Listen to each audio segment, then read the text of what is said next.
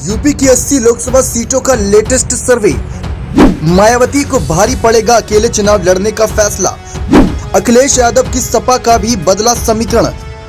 जी हां, लोकसभा चुनाव 2024 से पहले सभी की नजरें ओपिनियन पोल और सर्वे के नतीजों पर है कि आखिर सर्वे ओपिनियन पोल किसकी ओर जीत का इशारा कर रही हैं। इस बीच ताजा आंकड़ों ने सभी को चौंका दिया। मायावती की बसपा को सबसे बड़ा झटका तो कांग्रेस को भी नुकसान और अखिलेश यादव के लिए थोड़ा बहुत समीकरण बदलता नजर आ रहा है।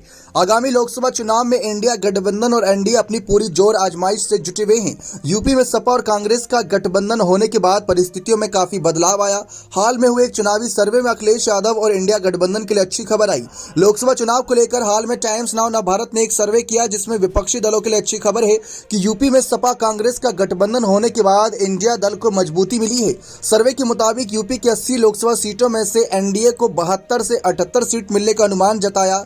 तो वहीं अगर बात करें तो विपक्ष को भी थोड़ी बहुत राहत मिल रही है, जिसमें अगर देखें तो सर्वे के मुताबिक सपा कांग्रेस का गठबंधन होने के बाद विपक्ष को 2 से 6 सीटें मिल सकती हैं।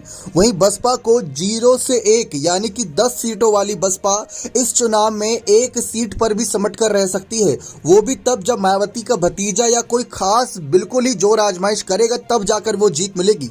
यह आंकड़ा पिछले सर्वे से थोड़ा बेहतर है। लोग पहले से ज्यादा इस गठबंधन की ओर देख रहे हैं। इससे पहले टाइम्स नाउ नवभारत के ही सर्वे में बीजेपी की यूपी की 80 लोकसभा सीटों में से 78 सीटें मिलने का अनुमान जताया गया था, जबकि विपक्ष को सिर्फ 2 सीटों पर ही जीत का अनुमान था और बसपा के लिए तो खाता खुलना भी मुश्किल नजर आ रहा था। इस सर्वे से विपक्षी के माथों पर चिंता की लकीरें जोर आ गई थी। यूपी में एनडीए काफी मजबूत स्थिति में है। यहाँ बीजेपी के साथ जयंत चौधरी राष्ट्रीय लोकदल के साथ सुभाषपा, निषाद पार्टी, अपना दल जैसी राजनीतिक पार्टियां शामिल हैं, जबकि विपक्षी गठबंधन में सपा कांग्रेस एक साथ है।